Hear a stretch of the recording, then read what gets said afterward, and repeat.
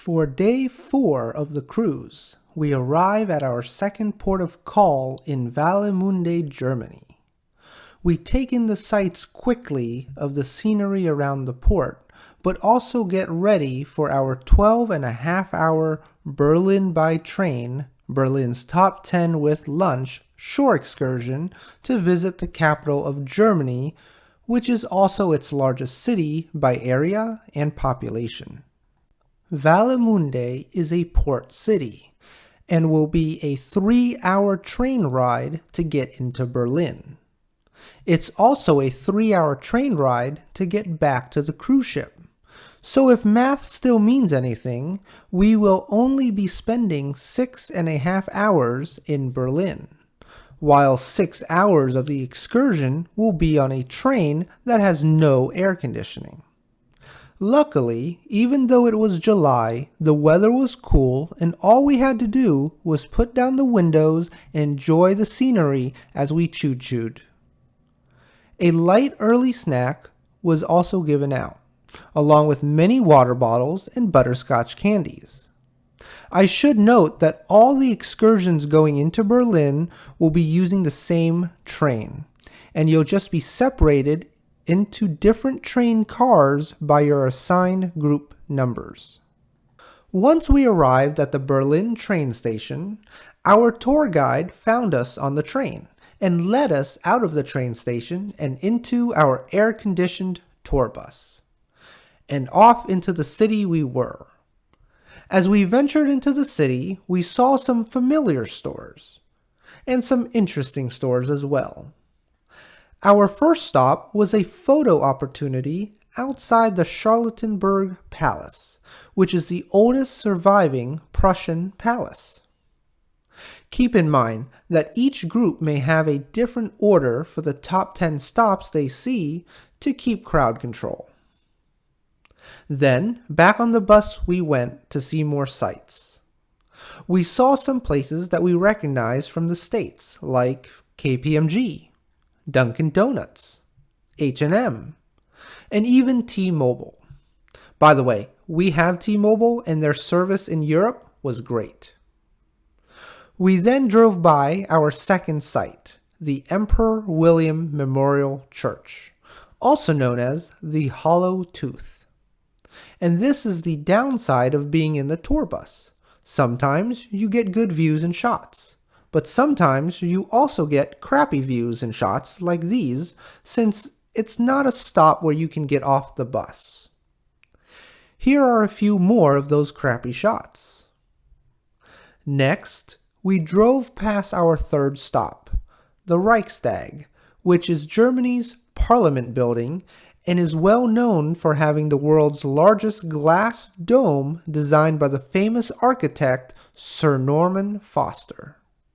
And before getting off the tour bus again, we drove by our fourth stop, Berlin's Hauptbahnhof, which is their main train station and an architectural and logistical wonder according to our tour guide. For our fifth stop, we got off the tour bus to see the famous Brandenburg Gate, which symbolizes Berlin's history.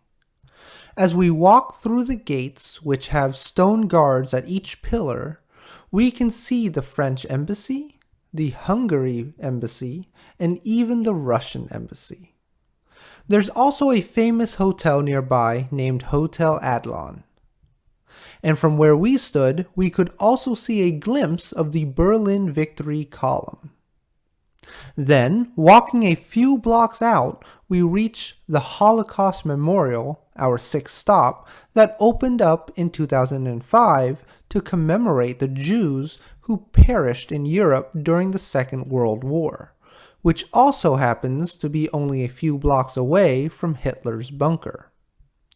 Across from the Holocaust Memorial is the United States Embassy, with its guards and freedoms. We then got back on the tour bus and drove around the city again.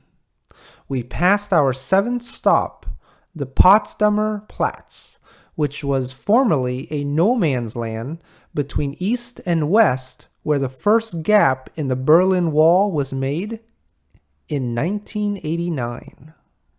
When we arrived at our 8th stop, we were let off the tour bus to view and learn about the Berlin Wall, which was a barrier that divided the city and its people for almost 30 years.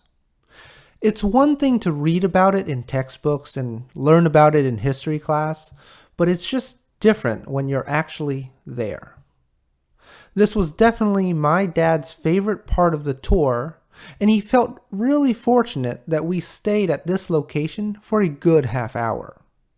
On the streets, they have these lines on the ground which represents where the Berlin Wall used to stand until 1989. We then got on the bus again and headed for lunch at a place called Maximilian's. The lunch was included as part of the tour and includes a drink like this half cherry juice, half water combination, not my kind of drink by the way, and this entree that includes a bratwurst sausage, mashed potatoes, and sauerkraut. The lunch was just okay. I wouldn't go back, but the restaurant did have a good vibe if that makes sense. Honestly, I was more interested in trying out this place. We then got on the tour bus to go to our 9th stop, Checkpoint Charlie, which was probably the world's best known Allied checkpoint. Here, we were let off the bus to see Checkpoint Charlie up close and given an additional 25 minutes to explore the surrounding area and purchase souvenirs. Then, back on the bus we had to be for our 10th and final stop. When we got to Bebelplatz, we got out of the tour bus to check out the public square and hear about the underground library that is left empty with the space for 20,000 books that were estimated to have gone up in flames. There are a lot of different buildings you can see here, including a hotel, a university, and more. And then back on the bus to get back to the train we went. The train ride home was definitely quieter since we were all exhausted. Not like after a long torturous run exhausted, but exhausted in a good way. Now, kidding aside, the staff did walk around to offer us a deli sandwich and plenty of waters. After another 3-hour train ride, we arrived back to board our cruise ship again. Back on board, we were greeted by this guy and enjoyed the night views from the balcony.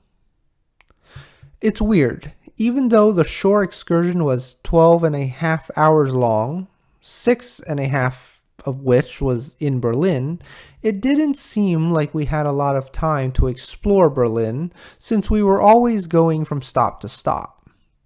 I don't know, just thinking out loud and something you all should be aware of when you're doing these types of excursions.